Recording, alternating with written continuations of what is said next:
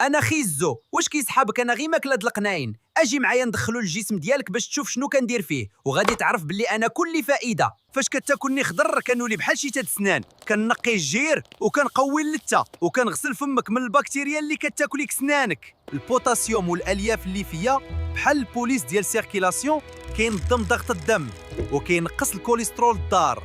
انا كندخل تحت الجلد ديالك، كنقاد الاضرار اللي دارتهم ليك الشمس، وكنحفز الكولاجين باش البشره ديالك ترجع كيما كانت. البيتا كاروتين اللي فيا كيحولوا الجسم الفيتامين A، وهو ضروري لتحسين الرؤيه والوقايه من العشاء الليلي والضمور البقعي. الالياف القاصحه ديالي كتهبط لمصارنك وكتشطب كل شي الروينه اللي فيهم وفي القولون، وكتخليهم كيشعلوا بالنقا.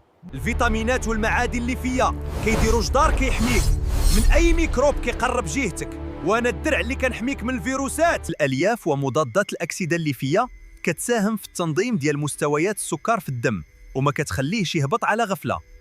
الا عجبك الفيديو ديال جيم واشترك في القناه باش يوصلك الجديد ديالنا وتشجعونا اكثر، وخلي لينا شي كلمه زوينه في تعليق. السلام عليكم.